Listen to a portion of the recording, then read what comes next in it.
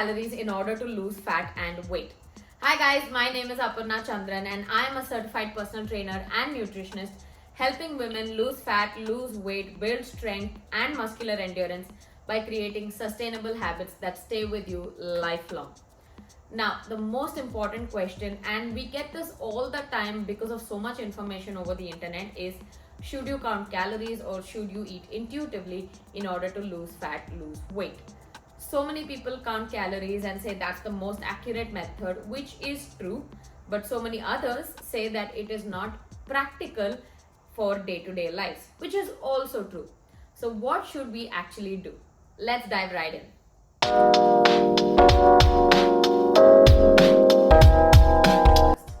Yes, counting calories is the most accurate method of determining how much food you need in order to lose fat, lose weight, or just reach your fitness goals. But if you are someone who's just relying on fitness apps and so on and so forth in order to track your calories, then you're actually not doing it correctly, because the only way you can accurately measure calories is if you have a food weighing scale and you're measuring food gram by gram. If you're just someone who's inputting, like, let's say 2 rotis or 1 cup of rice in a fitness app and it's telling you how much calories it is not the most accurate method. That's still an approximate measure. So if you're someone who's thinking that, I'm counting calories just by tracking it on an app, then that's not going to work for you. The second thing is, if you are someone who's counting calories, then it puts a lot of mental pressure on you, and this is for some people. I'm not saying for everybody. From personal experience, I've tried it, and this puts a lot of pressure on you mentally. And many times what does happen is, if you do go above or below your calories, you get paranoid about it. So I used to do this when I went over my calories. I used to feel so guilty and then cut down my calories the next day. Or if I felt like I've not hit my protein goals, then I would load up only on protein and then feel so uncomfortable in my stomach, and I had so many digestive issues. So if you're someone who feels that can put a lot of mental pressure on you, then calorie counting is not for you. The third thing is, yes, it is not practical for everybody with a busy lifestyle. Let's say you're traveling for work, you have a family, you keep traveling all the time. You obviously cannot be carrying a food weighing scale around with you and measure each and every gram of food. So yes, it is not practical, but that does not mean that you should not do it. If it works for you, if it fits in your lifestyle, go ahead and do it. Now, on the flip side, intuitive eating. Yes, intuitive eating is absolutely not the most accurate measure of determining how you lose fat and lose weight. It is a much slower process, but it will help you create sustainable habits. Once you put in the effort, learn about your body, learn how intuitive eating works, then you can do it for the long term. And yes, again, it does take a lot of time. I took about 2 years in order to truly understand how my body works, but this was also through trial and error. If you have someone to teach you, the methods, then it's of course going to take lesser time, but yes, you will have to put a lot more effort in the beginning.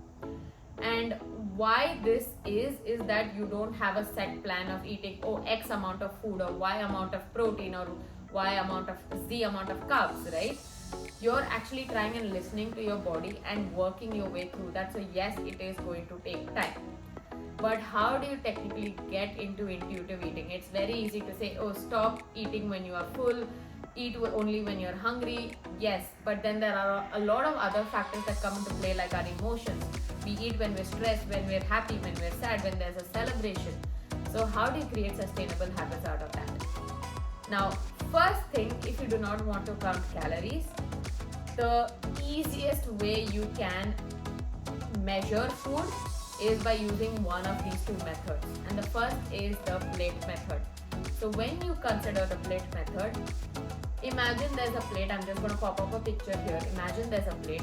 You want to make sure that half of your plate is filled with non-starchy vegetables or fruits. Now, when I say non-starchy, this means your greens, broccoli, cabbage, cauliflower, and not your starchy vegetables like potato, raw bananas, yams, pumpkin, so on and so forth.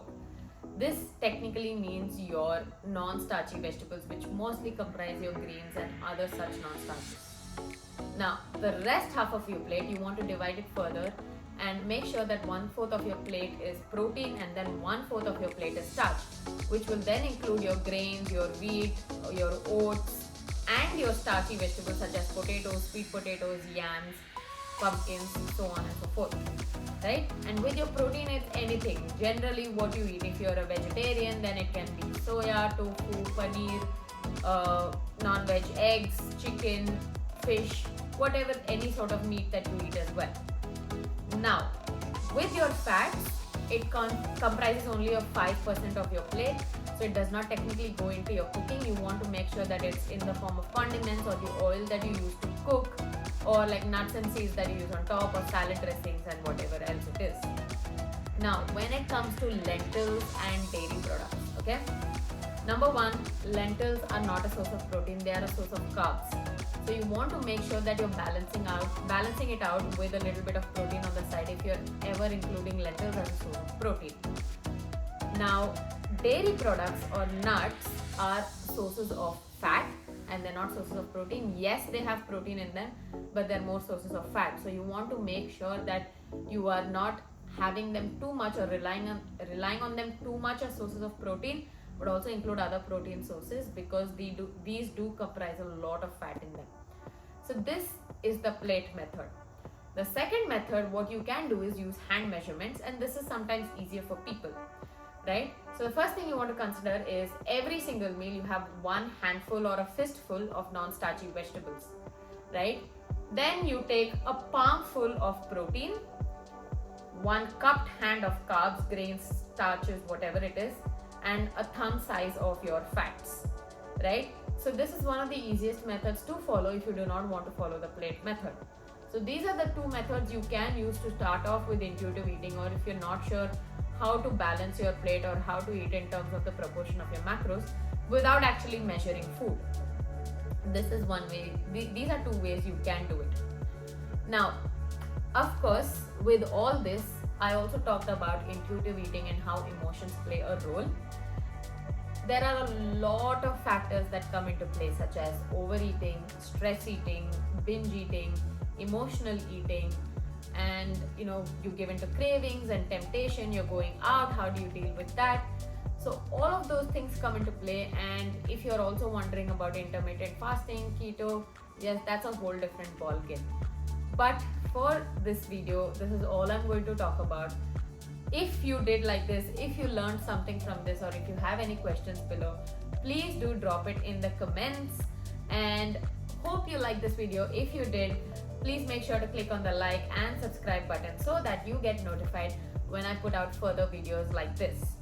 I will see you guys in the next video talking about the psychology of eating and how not to actually just rely on calorie counting in order to reach your goals.